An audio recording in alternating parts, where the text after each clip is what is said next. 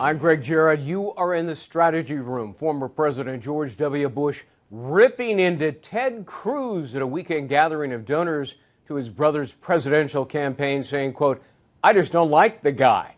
This coming amid GOP frontrunner Donald Trump needling Jeb Bush, suggesting his brother, President George W. Bush, failed to protect the country from the 9/11 attacks. Here now with reaction, political strategist David Mercer, Brad Blakeman. Welcome to you both. Thanks. Brad, it wasn't just that the former president said, "I don't like that guy."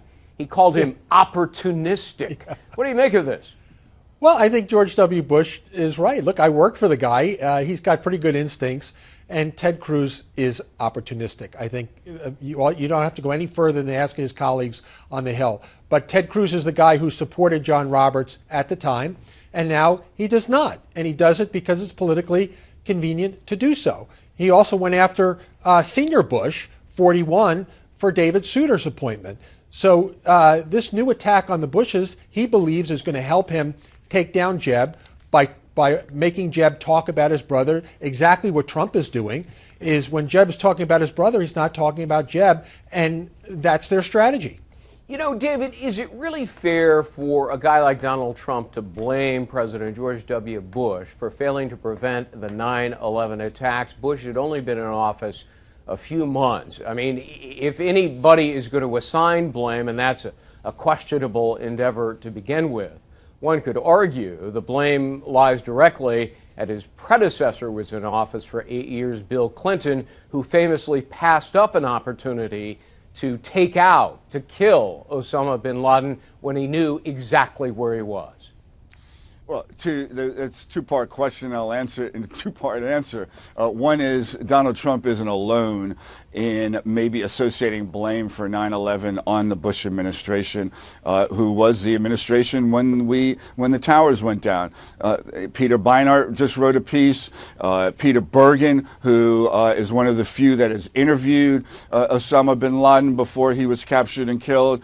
So Trump has company, put it that way. Secondly, I would say, to bridge the gap between the Clinton and the Bush administration, there were repeated warnings from Dick Clark, who was on Condoleezza Rice's staff in counterintelligence, among others that were ringing the bell from the day that they went in from transition through to the summer of 9/11, ringing the bell on on intelligence of al-Qaeda strikes, and even knowing that there were personnel here that were planning such things. So, you know, there was action that could have been taken and policy that could have been instituted, but instead they're looking at China, Russia, Iraq, and elsewhere, and missed Osama bin Laden and al-Qaeda, despite public declarations on their part that they are going to attack the U.S. Well, Brad, then to use David's reasoning, one can equally blame Hillary Clinton for failing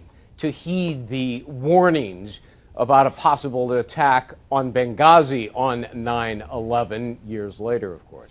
Well, let me tell you something. Catherine Herridge, who's your senior intelligence correspondent, last week showed us a memo that the Obama administration failed to negotiate with Gaddafi's family. And Gaddafi's family warned that Benghazi would be the target of unrest if, in fact, there couldn't be a peaceful resolution to the disintegration of Libya. And this president totally ignored that offer of stability and also ignored the warnings on Benghazi. So, look, the assessment of blame on 9/11, I lost my nephew. He was killed. He was a first responder at the World Trade Center. I was in the White House at the time. And you know what? I'm perfectly comfortable with knowing what the president knew at the time, that the dots were not there to be connected. Of course we knew Osama bin Laden had acted out against the United States before, but we didn't have the dots to connect what was coming, and I can assure you that we had done our best with the intelligence we had, that had the president known, and David, I'm sorry to tell you, he didn't have the intelligence to stop that attack. He just read Peter Bergen's piece today, Brad. I don't care what Peter Bergen says. It's listed. Peter Bergen was not in the White House, and I don't trust let me jump in here. Let me jump in here with another question. This one to David. George W. Bush, former president again, not only ripped Ted Cruz, But he also was critical of Senator Marco Rubio, basically saying, hey, he's too young. Well, isn't that the same claim that was made of John F. Kennedy, David? Sure. Same claim that was made of John F. Kennedy and President Obama. And, it will be up to Marco Rubio, like the two of them, to prove those sentiments wrong.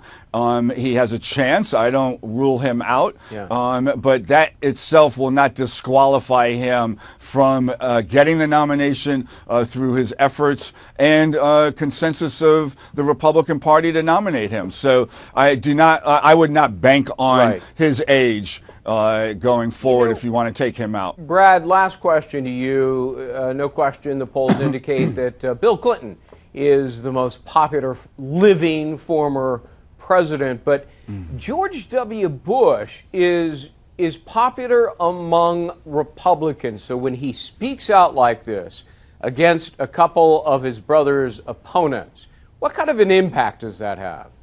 Well, it remains to be seen, but it's certainly helpful when he does, because as you point out, his popularity. And the fact is, you have to be selected by the party before you're elected by the people. So it makes sense for the president not only to come to defense of his brother, but to set the record straight and to tell the truth. Yeah, Brad and David, always great talking to you guys. Thanks so much for being with us. You can check out foxnews.com for more on the 2016 presidential race. I'm Gregg Jarrett. Thanks for watching.